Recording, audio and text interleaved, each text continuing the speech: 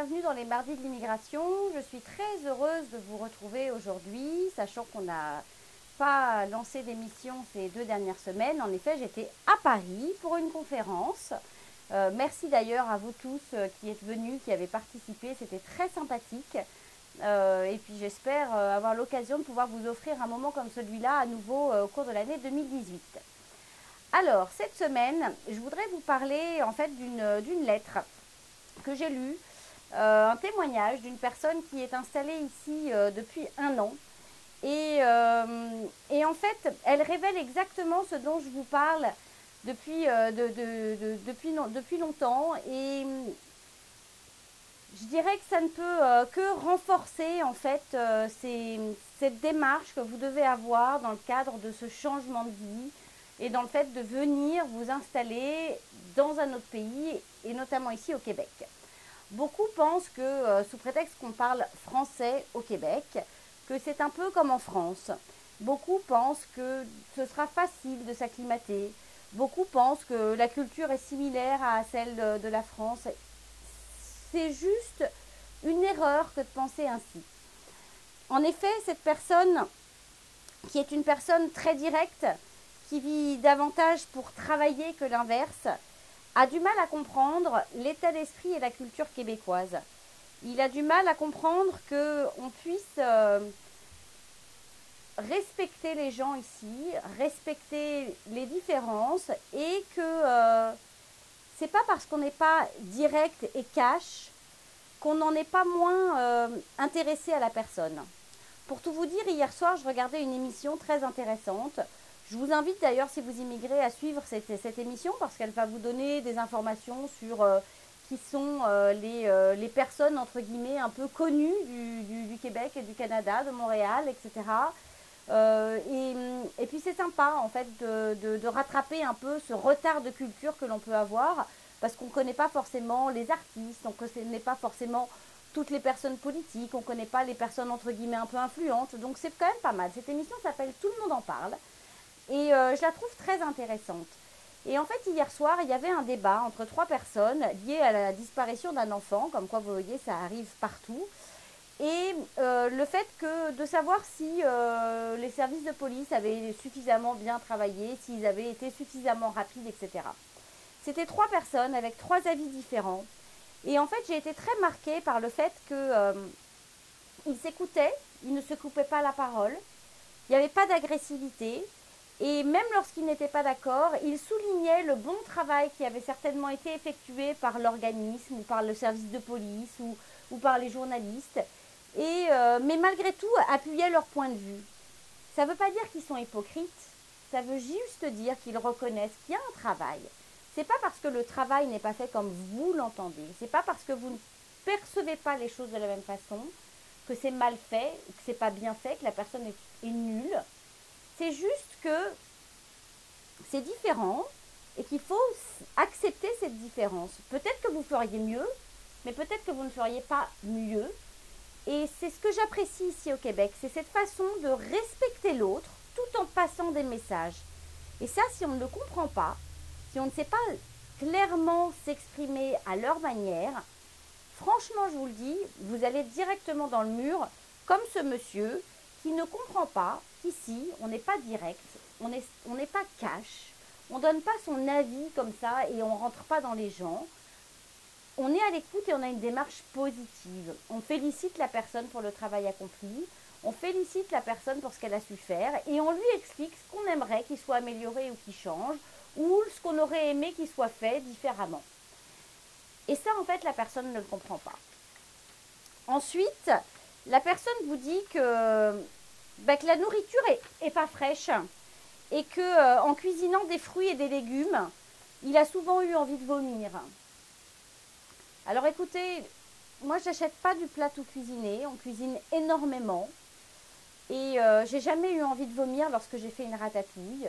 J'ai jamais eu envie de vomir lorsque j'ai fait un pot-au-feu et il y a vraiment de quoi trouver des fruits et des légumes extrêmement frais au Québec. D'abord, il y a 2 marchés à Montréal qui sont le marché Jean Talon et le marché Atwater. Et partout ailleurs au Québec, il y a des agriculteurs. Il Il y a certainement la possibilité de pouvoir trouver des légumes frais ailleurs que dans une épicerie type IGA, Métro, Super C, Provigo. Donc il y a vraiment moyen de trouver des légumes différents et qui ne sont pas vendus en hypermarché. De là à dire que ça fait vomir, c'est un peu choquant en fait. Ensuite, c'est pareil, la personne parle de la viande en disant que la viande est à vomir. Alors, il existe au Québec, en tous les cas, c'est sûr à Montréal, des bouchers bio qui vous vendent d'excellentes viandes. Donc, je trouve dommage en fait que ces personnes écrivent ce genre de commentaires. Ensuite, la personne reproche également le manque de formalisme dans les contrats de travail. Alors, si vous avez suivi la conférence ou si vous l'avez réécoutée puisque nous l'avons placée sur Facebook, effectivement, un contrat de travail au Québec, c'est pas 50 pages, c'est pas 50 textes de loi, c'est souvent une page, voire deux. Parfois même, il n'y a pas de contrat, votre fiche de paye fait foi. Et ça n'en reste pas moins que vous devez travailler avec les tâches qui vous sont demandées et accomplir votre travail correctement. Maintenant, c'est sûr qu'on ne va pas non plus perdre son temps avec un mauvais état d'esprit, quelqu'un qui va mettre une mauvaise ambiance dans l'entreprise. Et je vous avouerai que le licenciement, c'est assez rapide. On vous dit qu'il y a une période de à peu près 2 semaines lorsque vous demandez à partir. Je vous avouerai que très régulièrement, que ce soit pour un licenciement ou même pour un souhait de départ, on vous ferme votre bureau, vous récupérez vos affaires personnelles, merci, au revoir, c'est fait dans la journée. Donc un Français prendra ça de façon très violente. Je peux vous dire que pour un Canadien, pour un Montréalais, pour un Québécois, au contraire, ça leur permet de passer directement à autre chose, de pouvoir commencer leur nouvel job rapidement et ils ne se formalisent pas du fait d'avoir un contrat ou pas de 70 pages. Ce n'est pas la culture québécoise. Quand on le sait, quand on est préparé, on n'a pas ce genre de réaction. Donc c'est vraiment ça, préparer un départ, c'est savoir qu'il existe des légumes frais excellents, des bouchers bio excellents, qu'on n'est pas obligé de manger du bio. Il y a des commerçants comme Adonis, par exemple, qui font d'excellentes viandes marinées ou pas, de très très bonne qualité. Et puis, bah oui, un contrat de travail, c'est pas un contrat de travail français, c'est un contrat de travail québécois et c'est différent. Et cette différence, elle est vraiment là, elle existe. Ensuite, il critique le manque de banques en ligne potables. Alors, je vous avouerai que là, j'en reste couac parce que je vous ai déjà parlé de la Banque des Jardins, qui est une excellente banque. Vous avez vu que mon partenaire qui m'a accompagné lors de la conférence, c'est Rémi Paris de la Banque des Jardins. Et en fait, je suis impressionnée par l'application mobile qui est mise en place par Desjardins. Franchement, j'avais jamais vu ça. Il faut quand même savoir que vous pouvez encaisser un chèque en scannant votre chèque, en faisant une photo de votre chèque recto verso. Vous le gardez 10 jours et après il est encaissé.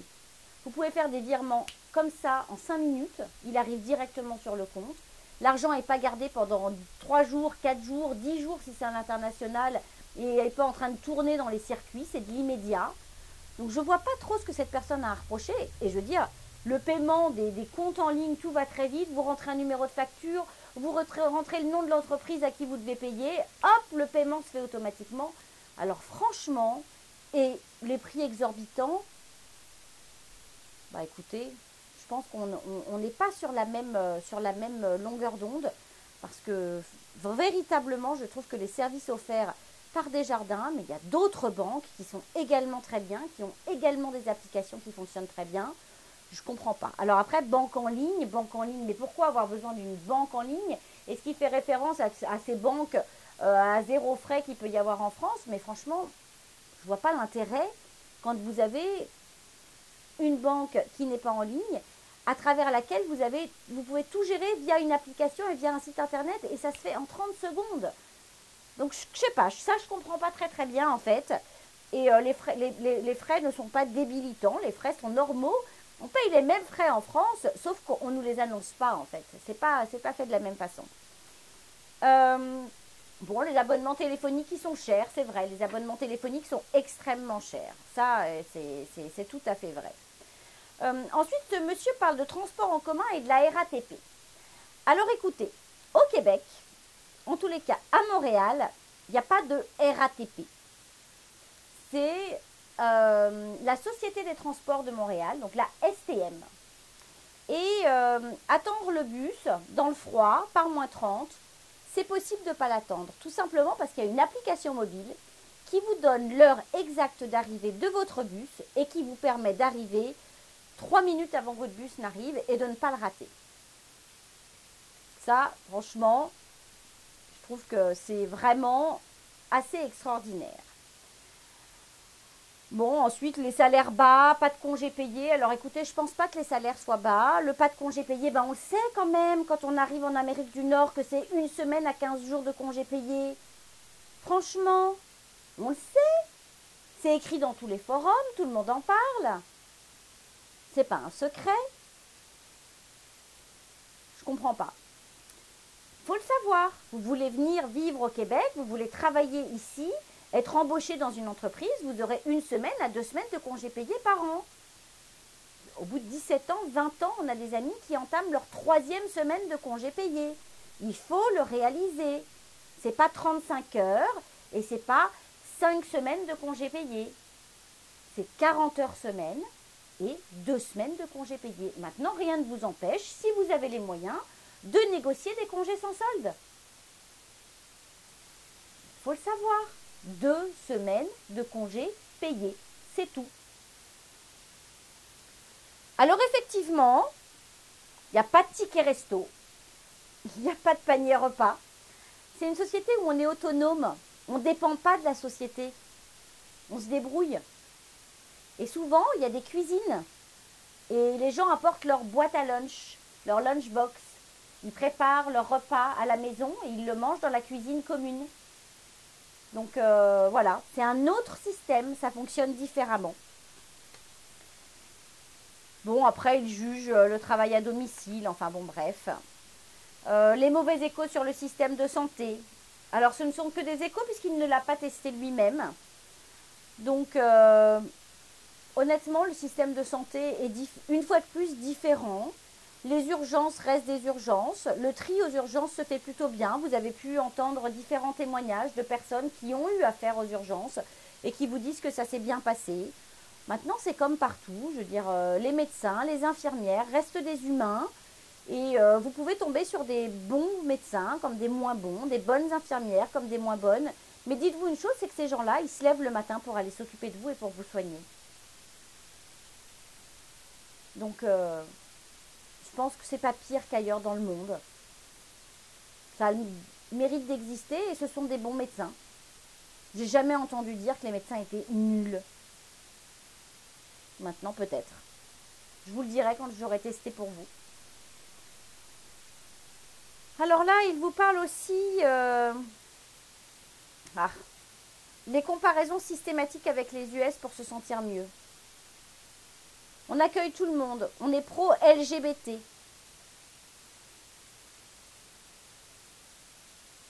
Il dit, tout semble être bien américanisé ici. Alors oui, nous sommes en Amérique du Nord. Nous ne sommes pas en Europe.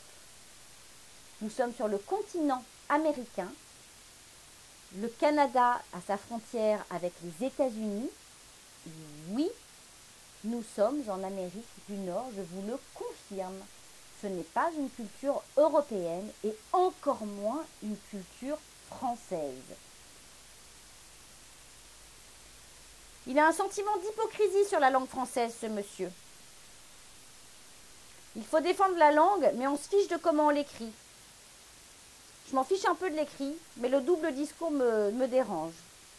Oh my God. Alors écoutez, quand on est capable de critiquer la langue française au Québec à ce point-là,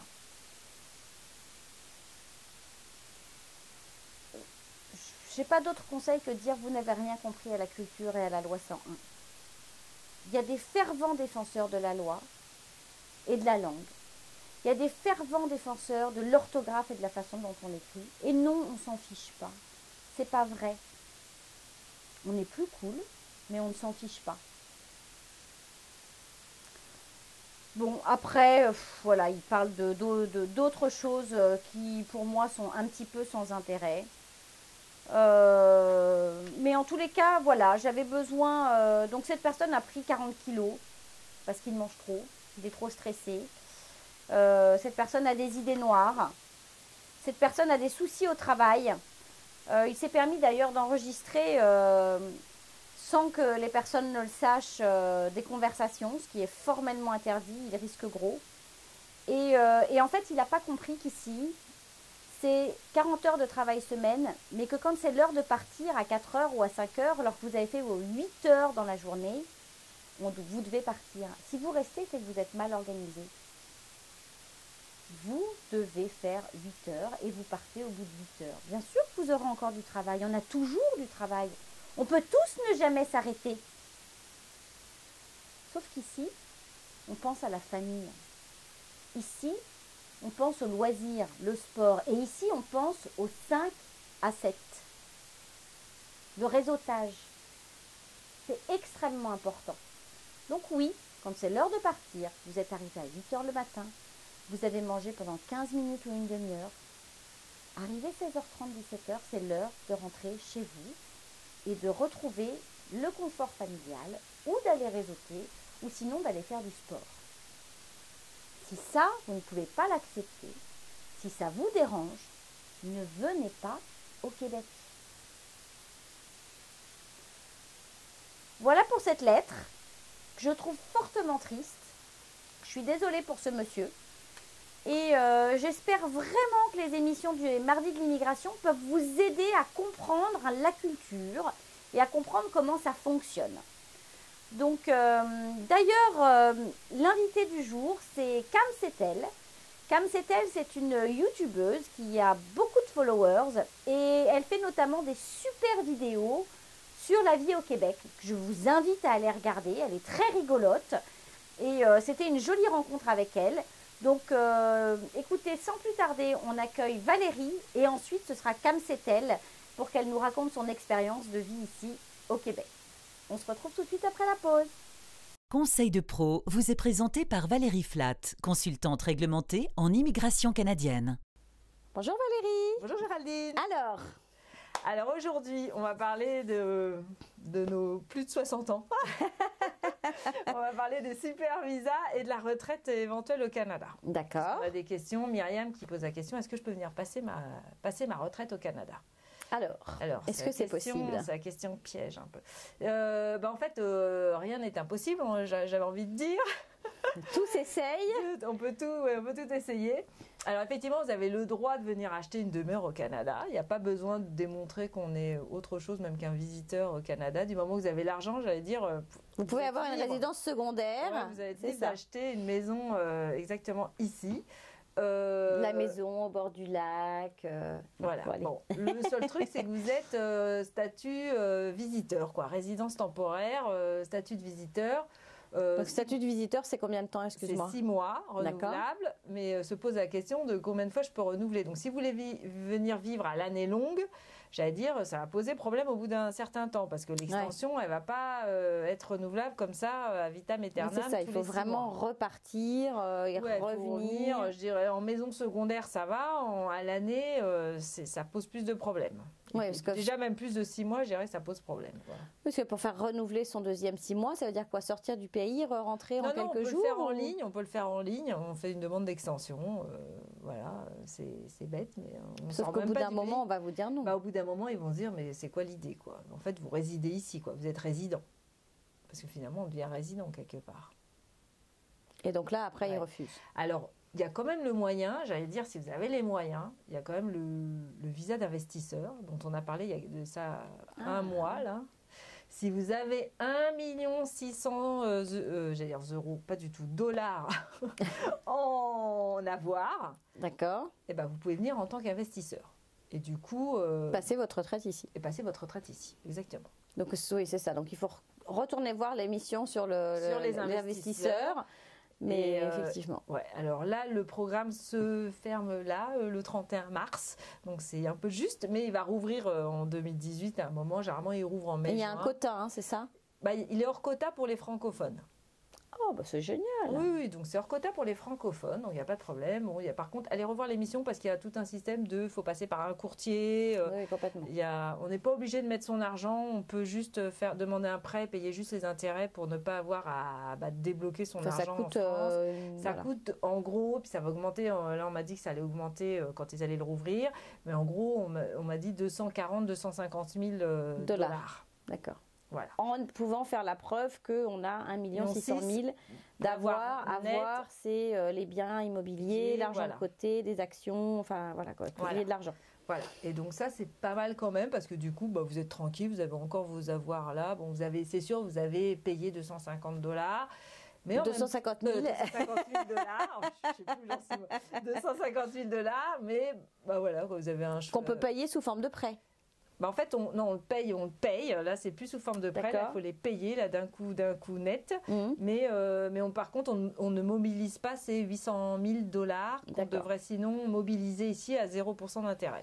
Pendant 5 ans. Pendant 5 ans. Donc c'est l'un ou l'autre. Ou on mobilise 800 000 $ et, à zéro et du coup, bah voilà, faut vendre ses biens parfois en France pour pouvoir mobiliser 800 000 $ ici. Ou alors on se dit, ah ben non, je vais pas tout vendre, je garde en France, ça me fait un revenu parce que parfois on a déjà des biens immobiliers qui rapportent. Bah on laisse ça et puis d'un autre côté, bah, je paye 250 000 $ et puis, d'accord. Et puis je viens en tant que résident.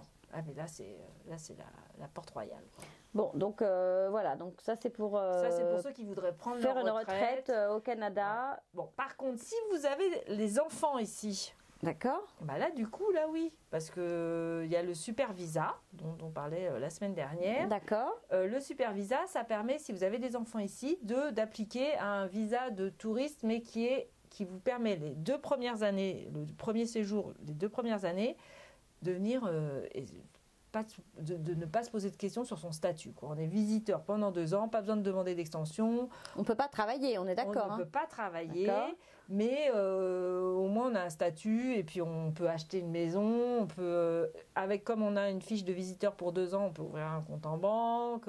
On a plus de possibilités. Mais qu'est-ce qui se passe au bout de 2 ans? Alors au bout de 2 ans, généralement, on redemande une extension, quoi. On demande des extensions, puis comme ils ont déjà approuvé le premier super visa, généralement ils sont assez flexibles. Surtout que quand on a des enfants, généralement on se met dans le bassin pour la résidence permanente des parents, le regroupement familial dont on a parlé aussi la semaine dernière, mais avec les enfants.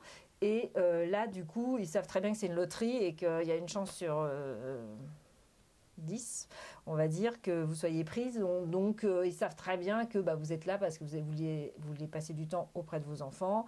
Et parfois même, vous dépendez de vos enfants pour vivre parce qu'il y a des parents qui sont malades et puis que les enfants... Donc, ils sont complaisants. Oui, ils sont assez complaisants. Parce qu'il y a des parents qui choisissent même d'être mis en maison de retraite ici pour être près des enfants. Et dans ce cas-là, oui, après ça, c'est tout est dans le fait de démontrer qu'on a les moyens économiques de financer le séjour de ses parents ici. D'accord, c'est ça. En fait, c'est basé sur ça. Vous pouvez faire venir vos parents sur le super visa parce que vous avez les moyens de financer le...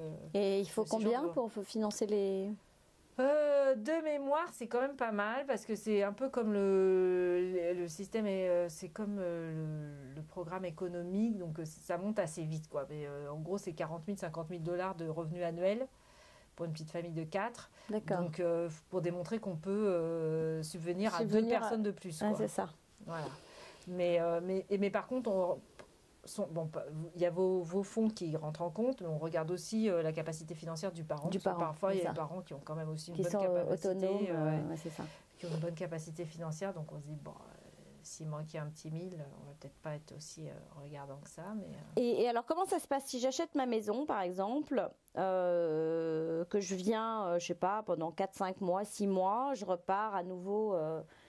en 5 mois, 6 mois dans mon pays et je veux revenir l'année d'après à nouveau 6 mois. Est-ce que c'est quelque chose que je peux envisager? L'agent, il ne va pas trop poser de questions parce qu'il veut dire, oui, elle vient tous les ans passer l'été. J'ai le droit de venir tous les ans, 6 mois dans ma maison. En plus, généralement, l'agent, tout ce qu'il va vous demander, c'est effectivement si vous avez la capacité financière de subvenir à vos besoins pendant 6 mois. Séjour. Voilà, exactement. Et si faut que j'ai un billet retour de toute façon. Je prends mon aller-retour. De toute manière. Ça, c'est toujours important de l'avoir, quitte à le déplacer, de payer les 100 $ d'amende pour déplacer sa date de retour, mais on a toujours son billet de retour en main. D'accord. Mais bon, en même temps, généralement, quand on vient, enfin les retraités qui viennent ici, il y en a beaucoup. Enfin, moi, je vois ceux que je vois. Il y en a beaucoup quand même qui, en hiver, ils sont bien contents de partir ailleurs. Bien content d'aller au soleil, de ne pas vivre les moins 34, la neige, le verglas. L'hiver, je dirais que c'est là, mars, avril, mai. Et puis, et même parfois, ils préfèrent passer l'été en France plutôt que l'été ici. Ils préfèrent revenir passer, je dirais, de septembre à décembre. À décembre, passer Noël avec les enfants. Et puis, vers janvier, c'est même pas tellement l'hiver en soi, je dirais, c'est plutôt mars, avril, mai, juin. Là, ces mois-là qui sont un peu plus compliqués au Québec, parce que dans les autres provinces, c'est moins compliqué. Mais là, les mois froids ou avec moustiques ou mouches noires, eh ben, si on peut les éviter, c'est mieux. C'est ça. Puis juillet, août, il fait super chaud. Il fait vraiment très chaud. Je dirais que c'est parfois même plus insupportable que le froid, parce que le froid, finalement... le froid, on a le choix de se couvrir. Ou de ne pas sortir. Et puis non, il y a plein de retraités qui font du ski de fond. C'est ça. Je les croise, on se fait doubler par des retraités au ski de fond. Là. Il y en a, il a même osé me dire, je crois que ça fait 2 fois que je vous double. Je l'ai regardé, je lui ai dit, quand même, faut pas exagérer. Quand même, vous avez quel âge, monsieur? Parce qu'il avait au moins 80 ans. Donc j'ai dit, faites-vous plaisir si vous voulez. Mais non, mais les personnes âgées ici, quand même, je vois qu'elles font beaucoup de sport, beaucoup d'activités physiques et qu'elles profitent des joies de l'hiver finalement. C'est ça. Donc c'est même pas tellement l'hiver en soi, c'est plutôt l'après-hiver. Qui est plus désagréable et l'été qui est très chaud. Voilà. Et c'est que l'été, mis à part rester enfermé dans sa maison sous la clim...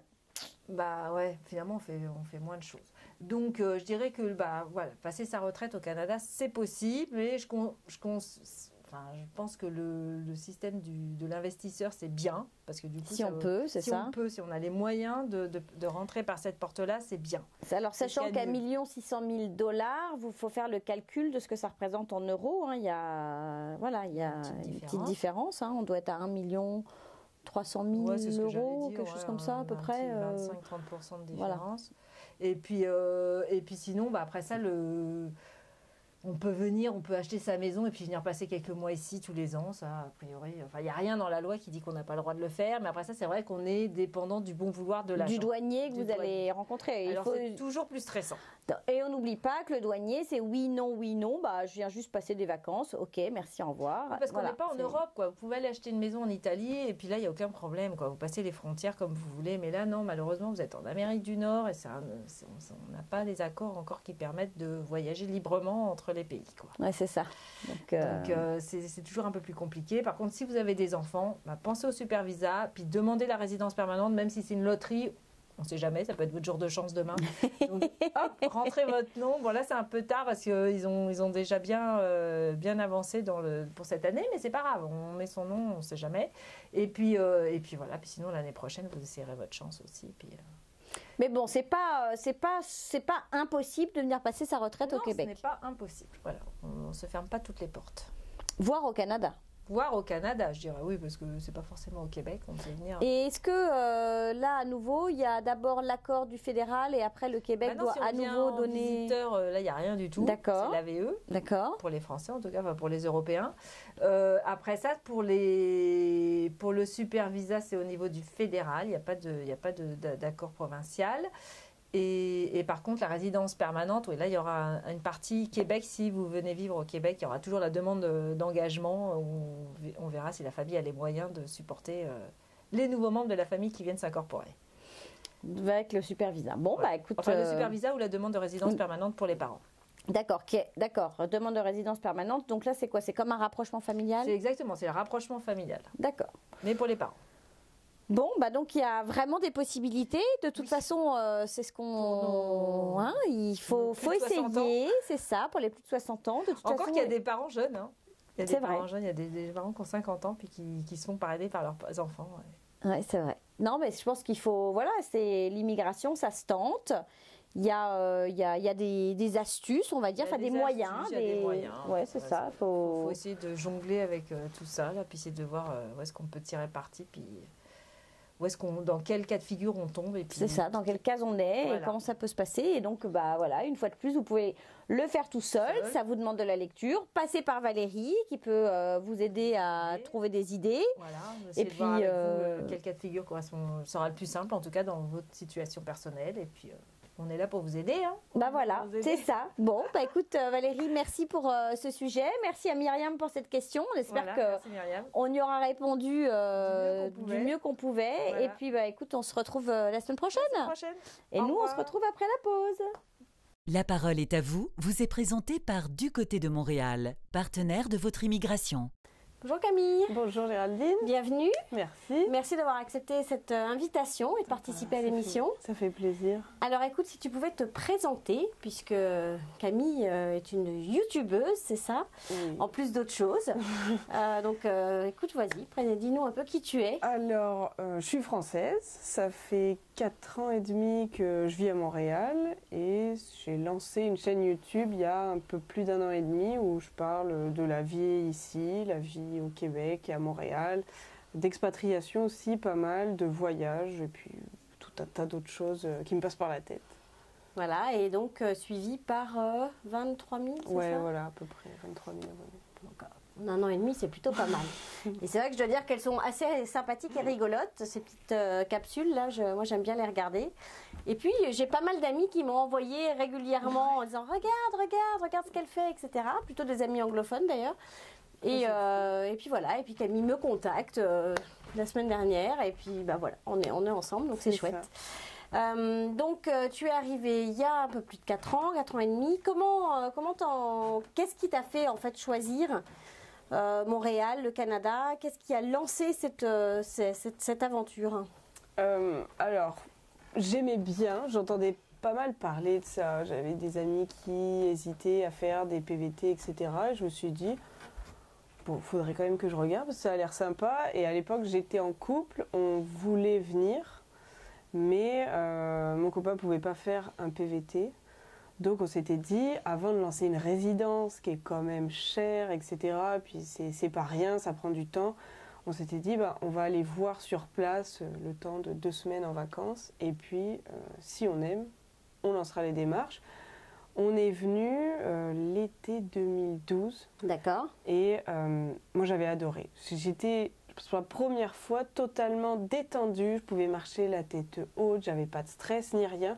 Pas de crotte de chien. C'est ça aussi. Et je me suis dit, j'ai envie d'être comme ça tout le temps. Donc, on est rentrés. Pour plein de raisons, on s'est séparés juste après. Mais bon, dommage. Voilà. Il ne voulait pas venir au Canada. Si, mais moi je me suis dit, il faut que je reparte. Donc, quand je suis rentrée, j'ai dit à ma meilleure amie, on se sépare, mais moi je repars. Et elle faisait trop rien à ce moment-là, enfin elle changeait de job, je lui ai dit si tu veux, pars avec moi. Donc voilà, on est partis toutes les deux 1 an après, dès qu'on a pu, on a lancé nos PVT. Et à l'époque, nous, c'était par papier. Ouais, il n'y avait pas de piochage. C'est ça, nous c'était la dernière année par courrier et ça s'est fait, je crois, en 57 heures, ils ont fermé les quotas. Donc le tampon de la poste faisait foi de référence. Et je crois qu'ils prenaient les tampons du 7, 8, 9. Waouh! Donc ça a ouvert le 7. Ceux qui ont envoyé le 7, ça a passé. Moi, j'ai envoyé le 8. Et ils l'ont reçu. Même s'ils le recevaient après, c'était le tampon du 8 qui fonctionnait. Et ceux du 9 aussi. Donc non, en plus, nos dossiers, vu qu'ils étaient dans la même enveloppe, c'était traité en même temps. Donc on recevait les mails en même temps, etc. Et par chance, on l'a eu. Wow, c'est génial. Donc, joli projet qui s'est mis en route. Et donc, vous êtes arrivés toutes les deux à quelle période? Fin août, le 23 août 2013. D'accord. Et c'était quoi votre projet en fait en tant que PVT? Parce que PVT, c'est Programme Vacances Tourisme. C'était travail, pardon. Et c'était plutôt les vacances ou plutôt le travail en fait? Quel était le projet? Alors, elle voulait pas spécialement rester. Son idée, c'était, voilà, on profite 1 an, mais elle savait que moi, je voulais rester. Et quand on a cherché pour comment faire, quoi faire, etc., on était pas mal, nous, sur le site PVTiste. Et puis, on avait rencontré plein de gens là-dessus, des gens qui sont devenus des amis. On les a rencontrés en France. Et puis, après, on avait lié des amitiés. On s'était dit, on avait tous un peu le même projet, sauf ma meilleure amie.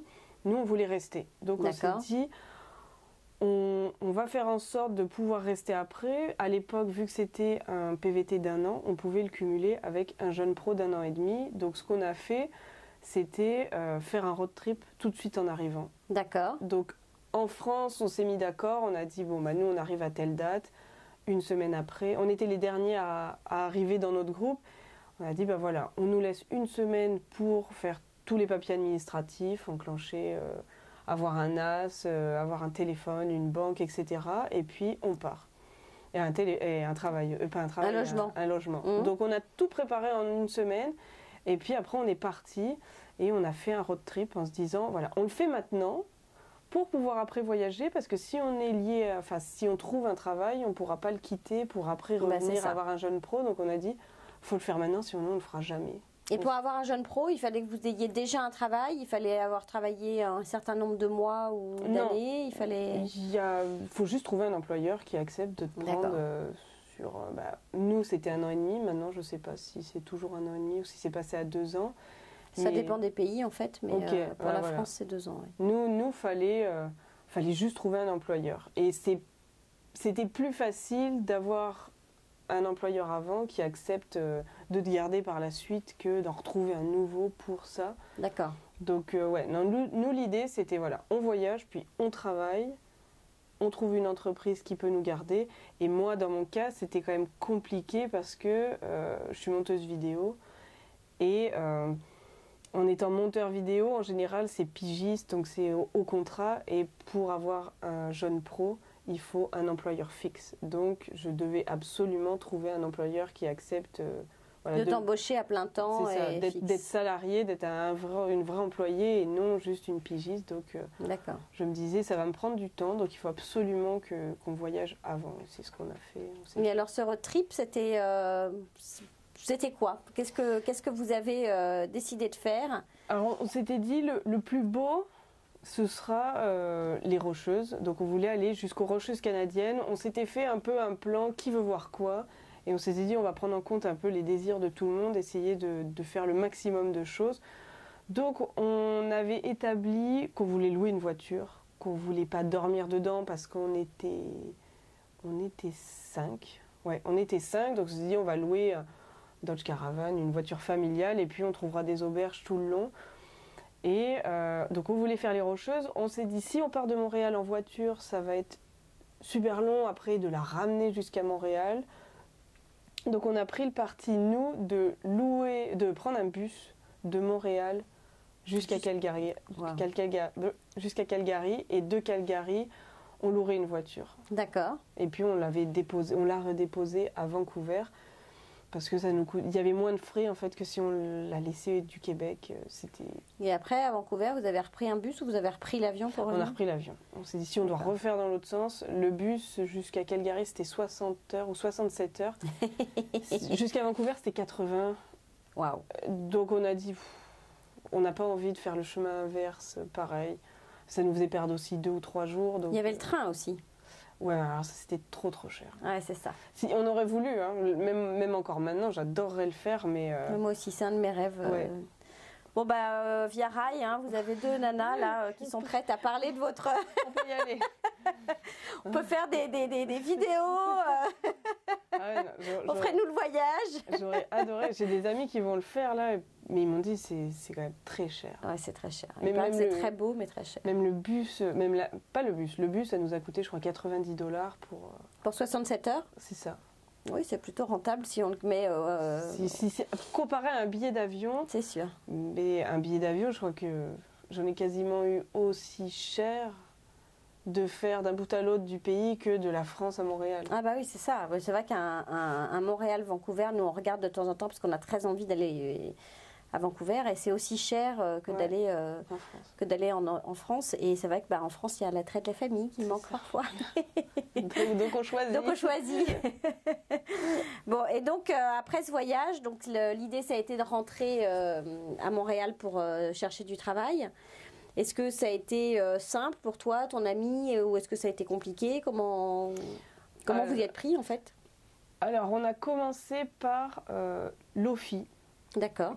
Ça n'existe plus maintenant, mais à l'époque, nous, ça nous a quand même pas mal aidé. Ça nous permettait d'avoir déjà... C'est des gens qui aidaient pour les nouveaux arrivants. D'accord. Donc, ils nous aidaient à refaire un CV à la mode un peu québécoise. Donc, il y a certains trucs qu'on enlève, d'autres qu'on rajoute, etc. C'est ça.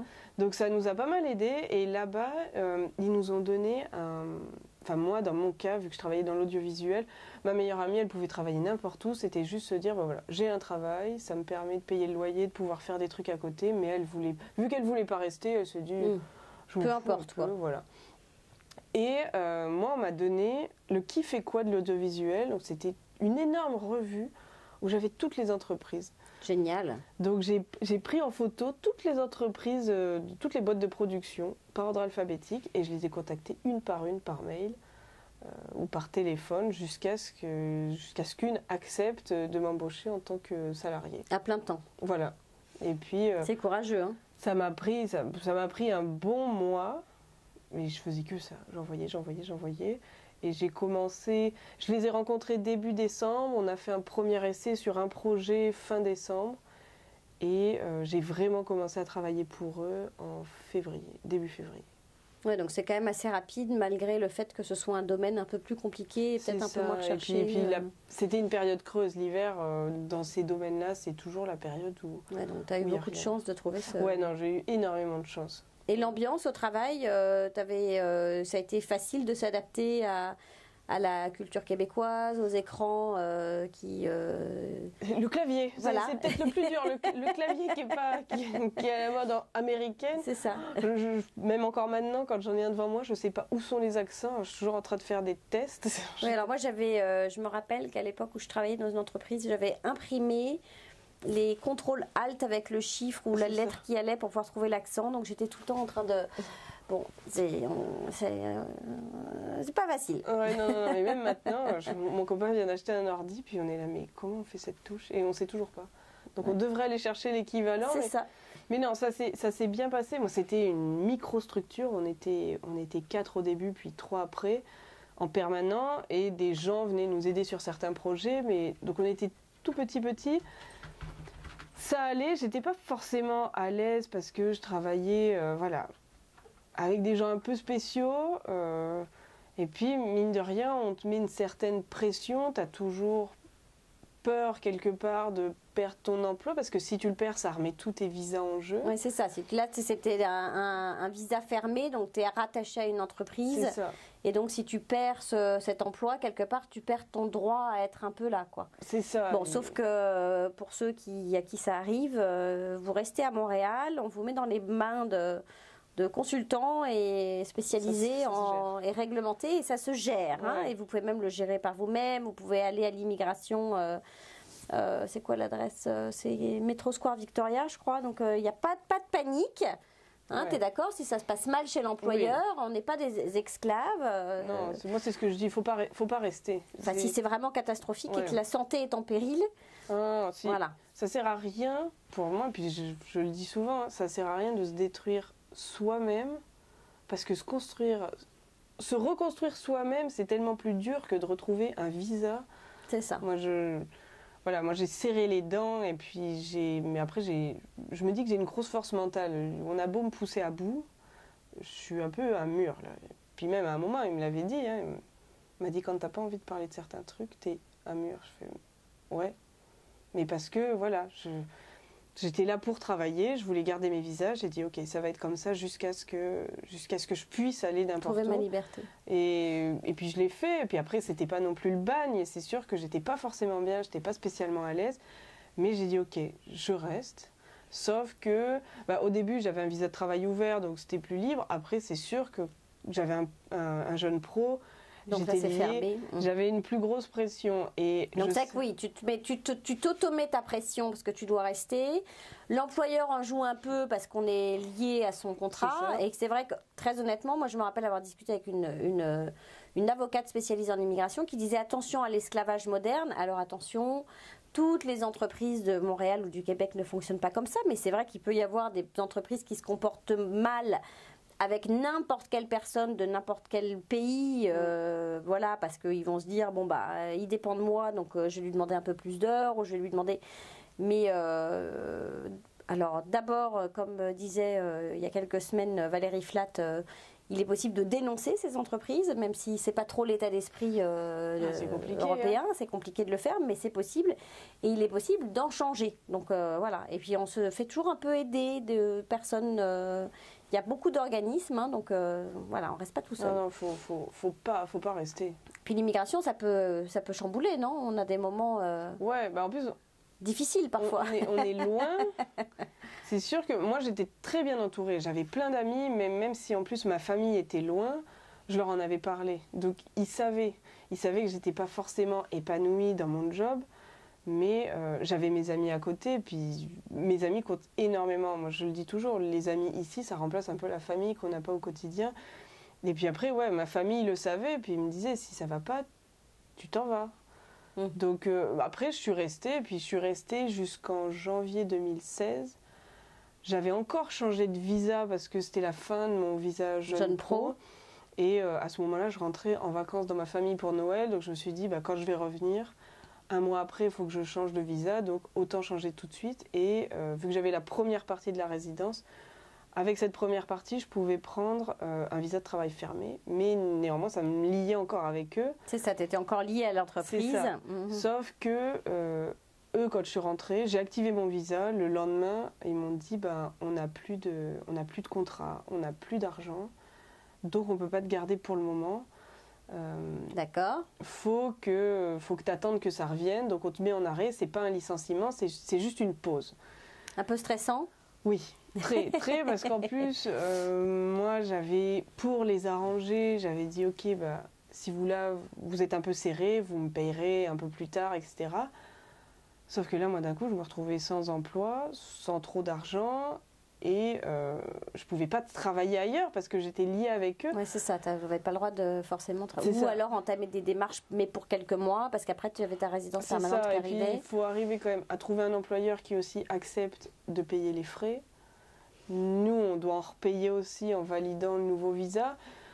Donc, c'était un peu c'était tout. encore... Et puis surtout, dans ma branche, c'était déjà compliqué. Plus après arriver à convaincre un employeur de payer, moi, plus devoir faire des frais. Et la période en janvier, il n'y a plus rien. C'est mort. Donc, je me suis dit, ok, comment je fais? Qu'est-ce que je fais? Déjà, je savais que je pouvais toucher le chômage. Vu qu'eux, ils avaient fait en sorte de m'arranger, de me mettre dans une... Vu que c'était pas un licenciement, j'avais le droit au chômage. D'accord. Sauf qu'il fallait que je montre un visa que je venais de rendre 2 jours avant à la douane quand ils m'ont changé mon visa. Tu n'avais plus ton visa. J'avais plus mon visa. On enlève la feuille en fait, on enlève le... Ouais. Ouais. Et puis ils remettent un nouveau... Et moi j'ai rendu mon jeune pro et j'avais jamais fait de copie de celui-là. J'avais fait une copie de celui d'avant, mais pas celui-là. Et je me suis dit, mais je fais quoi? Alors maintenant je le dis à tout le monde, faites des copies. Faites 1 million de copies. J'en fais partout. Moi j'en fais des papiers, je me les envoie par mail au cas où je perde tous mes papiers. Je me les envoie, j'ai un Dropbox sur internet où je fais 15 000 copies maintenant parce que je veux plus jamais que ça m'arrive. Et j'ai galéré peut-être 1 mois à arriver à trouver une copie parce que je savais que la RAMQ, quand on vient faire le dossier, ils scannent. Je les ai harcelés pendant des jours et des jours jusqu'à ce qu'ils me donnent mon papier parce que la dame du chômage m'a dit, si j'ai pas ton papier d'ici 10 jours, c'est mort. C'est foutu. Waouh.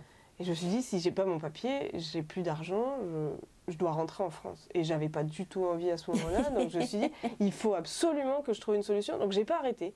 J'ai pas arrêté de les appeler jusqu'à ce qu'ils finissent. Ils m'avaient dit, faites une demande papier. J'ai fait la demande papier.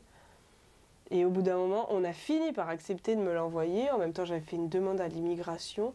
Je pense que j'ai tout reçu en même temps, mais une dame de la RAMQ a accepté de me le faxer. Et je l'ai faxé directement à la dame qui gérait mon chômage.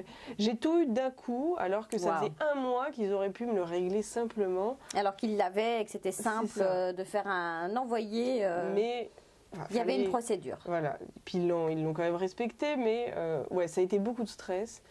Et je devais attendre ma résidence en plus, qui est arrivée en fin mai, début juin. Et alors, est-ce que la prochaine étape, c'est la citoyenneté ou bien pour l'instant, tu sais pas trop Si. Je trouve ça chouette d'avoir les deux passeports, etc. Puis même, je compte pas partir, donc... t'es bien ici. Voilà, je me dis, ce sera aussi, pas des soucis, mais des trucs à se rappeler, parce que la résidence, c'est aussi un certain nombre d'années, il faut penser à la refaire. Et je me souviens qu'avant d'arriver ici, j'étais tombée sur un article d'un monsieur qui était portugais, qui avait monté sa société, qui avait plein d'employés, toute une famille ici, 4 enfants, et qui avait oublié de réactualiser sa résidence permanente. Et en fait, il a dû être expulsé du pays parce que, bah voilà, il avait monté une société illégalement, il avait employé des gens illégalement, et il a été expulsé alors qu'il avait sa femme qui était québécoise, ses enfants. Et pile au moment où moi je cherchais à venir ici, j'entends parler de cette histoire, je me suis dit ok, dès que je peux faire ma nationalité. Alors qu'en fait, il avait juste oublié que c'était pas illégal quand il avait... Oh le pauvre. Donc je sais pas comment ça s'est fini son histoire, mais je me suis dit moi, dès que je peux, en fait à chaque fois, dès que je peux, je vais plus loin dans la procédure pour être tranquille et plus c'est ça, avoir en sécurité. Ça je comprends. Et alors, il y a pas mal de journaux ces derniers temps...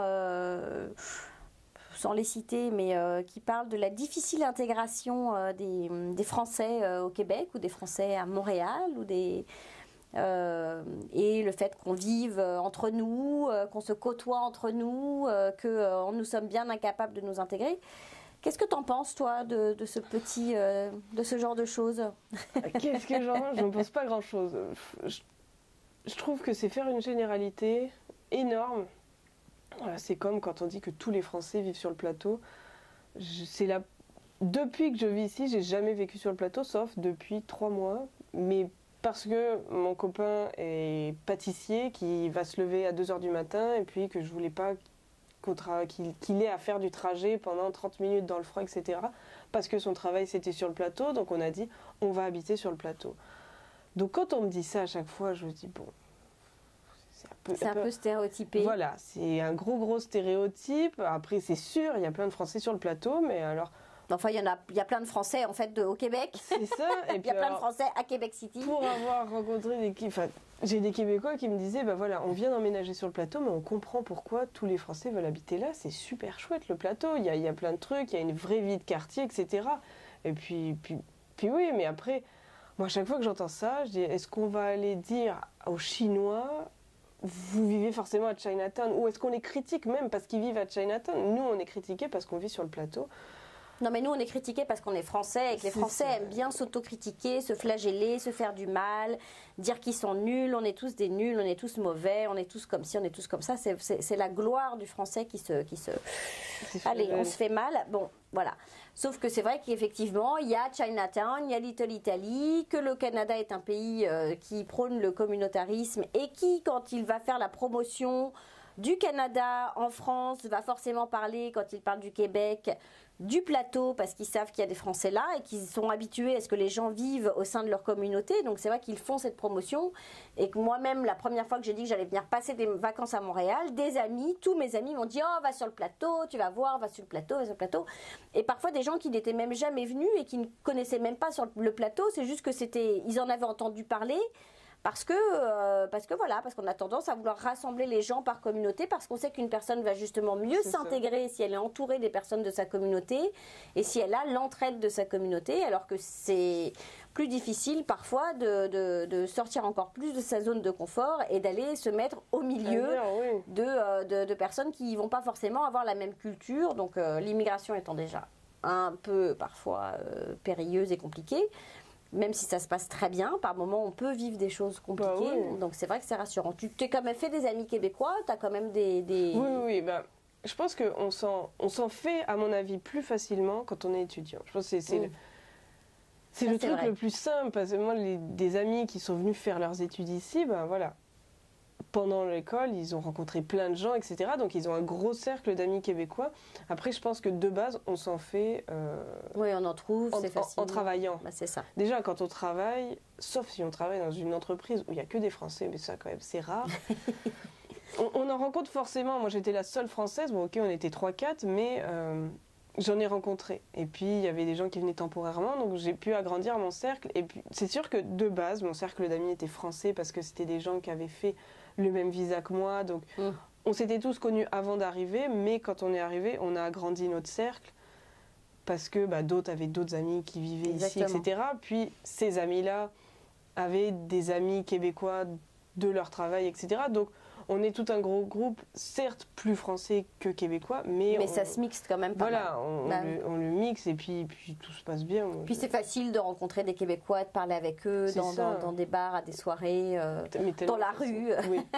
Des fois, moi, j'ai des amis, ils sortent fumer à un bar et pouf, t'échanges une cigarette et hop, tu discutes, ça fait combien de temps que t'es là? Et puis c'est avec des Québécois, et c'est ça. Ils posent des questions, ils s'intéressent, donc non, c'est super facile. Et alors, qu'est-ce que tu conseillerais en fait à des jeunes comme toi qui envisagent de venir s'installer au Canada ou de venir s'installer au Québec? Alors, on fait un peu cette différence. On aurait envie de parler du Canada, mais les Québécois nous font comprendre qu'on est au Québec avant d'être au Canada.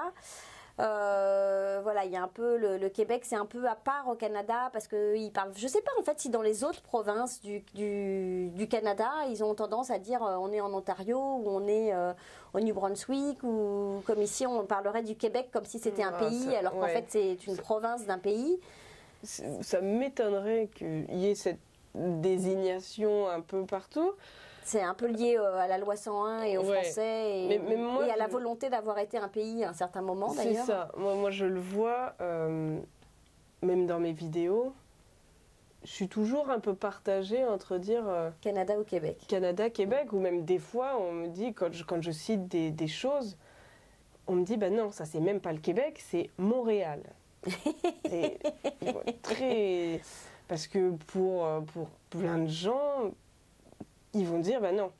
Oui, ce que tu vis là, tu le vis exclusivement à Montréal, tu ne le vivras pas à Québec City, ou tu ne le vivras pas... J'en ai un qui me disait, à Montréal, c'est pas le Québec, c'est pas des vrais Québécois qui vivent à Montréal. Des fois, j'entends ça, mais même la semaine dernière, j'ai pris un café avec une Québécoise, et puis on en discutait, elle me disait, elle a été de Québec, et elle dit, mais même moi, je viens à Montréal, on se moque de mon accent, ou de certaines expressions, ou de mots que je dis.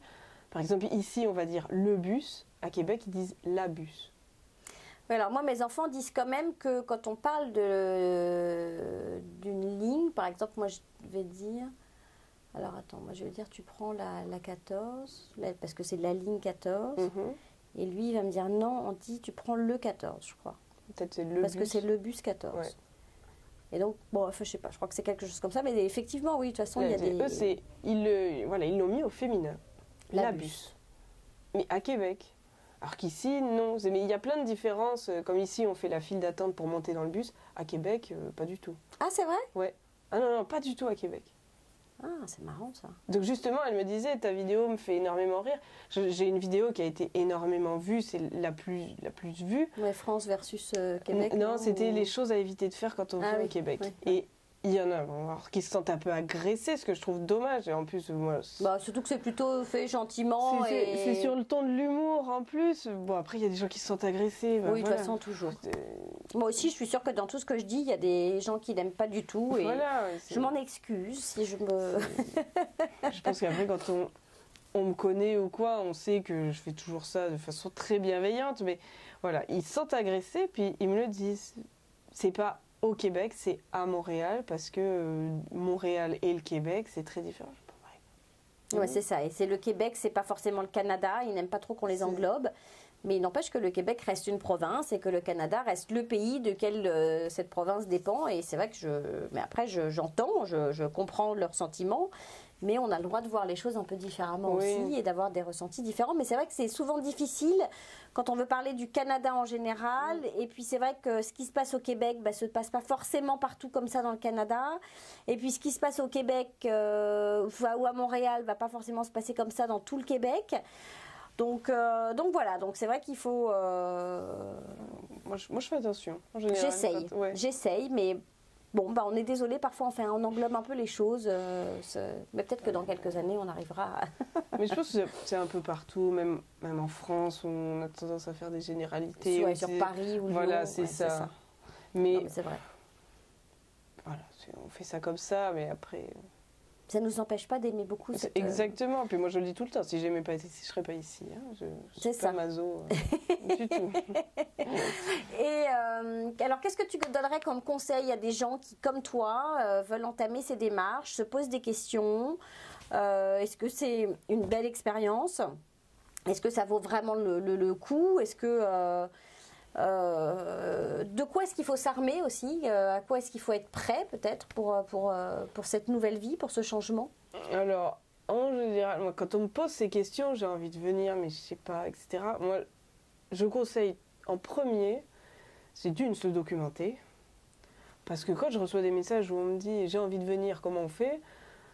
Bah déjà, tu tapes sur Google, tu cherches un peu. Moi, je dis aux gens, j'ai passé des heures et des heures à lire tout ce que je pouvais trouver sur Internet. Bien sûr. Moi, je passais mon temps sur pvtis.net à essayer d'avoir toutes les infos que je pouvais. Donc, je pense que c'est la base, c'est le début. Après, ce que j'ai tendance à conseiller, c'est de venir voir. Ouais, faire un voyage. Venir juste, voilà. Voire deux. Un l'été, un l'hiver. C'est ça. Et au moins venir, parce que j'en ai connu qui me disaient bah, ça a l'air génial, ils sont venus. Et puis, ils n'ont pas aimé. Ils n'ont pas aimé. Puis ils se sont dit mais pourquoi j'ai fait tout ça? D'autres qui regrettent, etc. Puis moi, j'ai aussi toujours peur, maintenant que je fais ça, pas que je vends le Québec et le Canada, mais maintenant que je fais des vidéos et puis que je montre à quel point j'aime ça, mais parce que c'est mon ressenti. Donc je leur dis, vous aimerez peut-être pas. Ouais, c'est ça. J'ai toujours peur qu'on me dise, oui, t'as montré que ça, et puis au final, bah... C'est ça. Bah, en même temps, c'est vrai qu'il y a des côtés négatifs, certainement. Enfin, moi, je les... Comme partout. Mais c'est comme partout dans le monde, et c'est toujours ce que je dis, c'est que dans la vie, mais que ce soit dans votre emploi, dans votre vie de couple... dans le choix d'un changement de vie, enfin, quelle que soit la vie en général, je pense qu'il y a une balance. Et puis, bah, il faut qu'il y ait un bon équilibre entre les pour et les contre. Parfois, les pour sont un petit peu au-dessus et tant mieux. Mais quand les contre commencent à vraiment peser lourd et puis qu'ils sont vraiment très présents et qu'il n'y a plus de plaisir, soit on arrive à retrouver un équilibre, soit dans ces cas-là, effectivement, on change tout. Et puis c'est pas parce qu'on est ici qu'on peut pas repartir. Alors c'est vrai que parfois, certains repartiront un peu piteux. Certains journalistes disent que 80% des Français qui viennent ici repartent.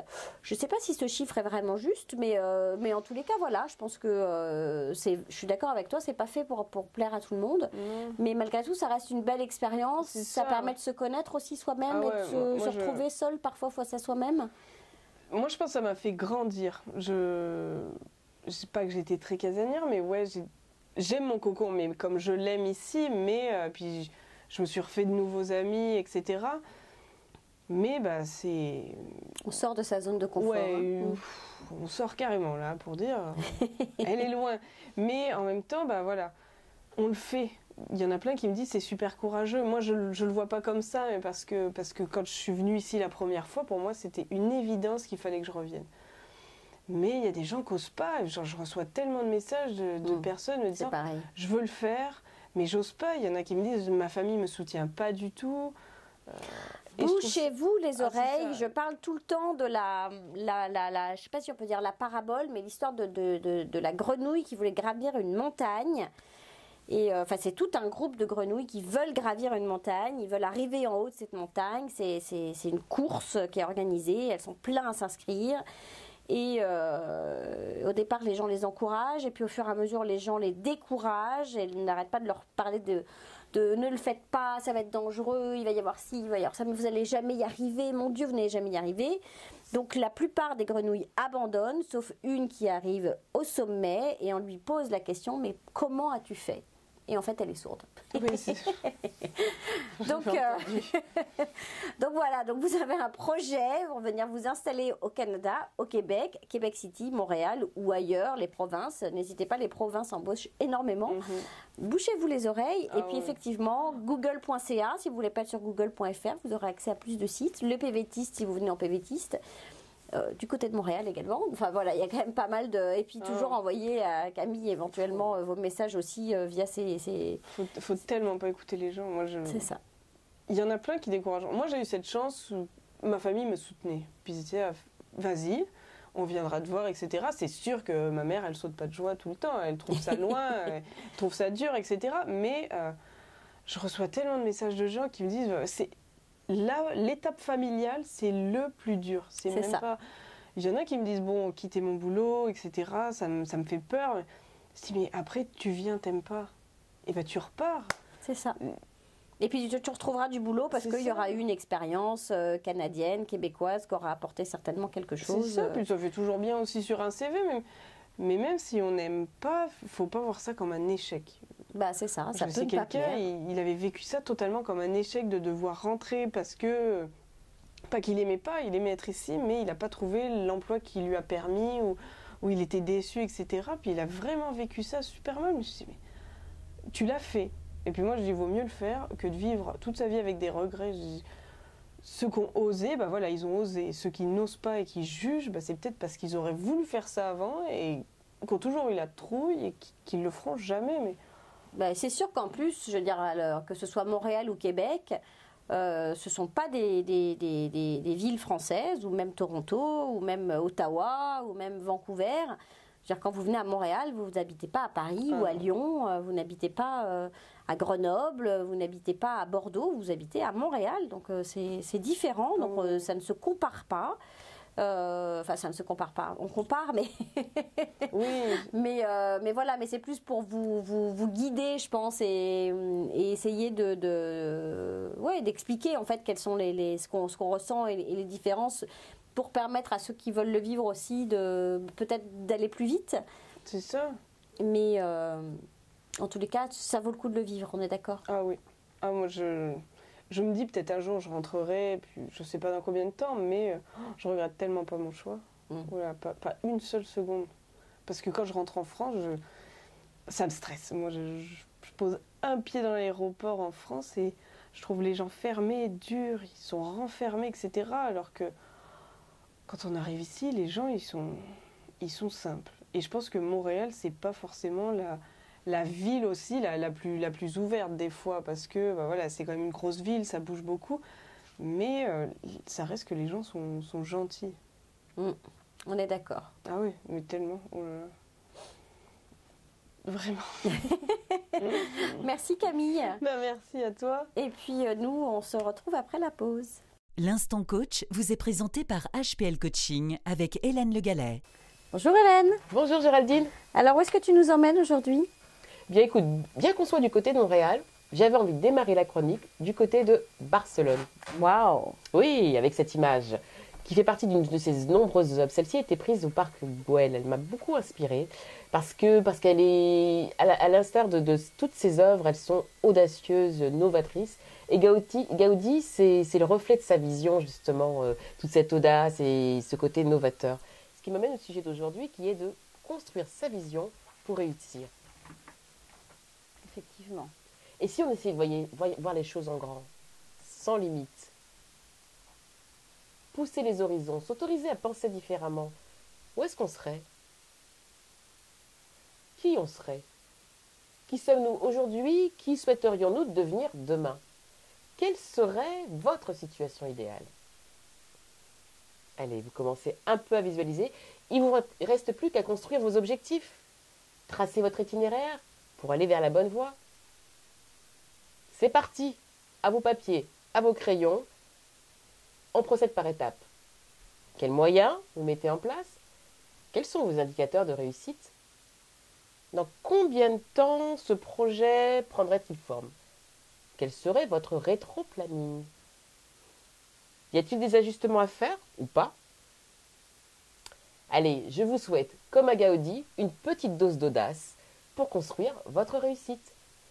Oh, merci Hélène de nous accompagner comme ça chaque semaine et aujourd'hui de façon plus forte sur la voie de la réussite. Je vous souhaite à tous une belle réflexion. On se retrouve la semaine prochaine. Et bonne semaine à tous et au revoir Hélène. Au revoir Géraldine. Au revoir. Merci.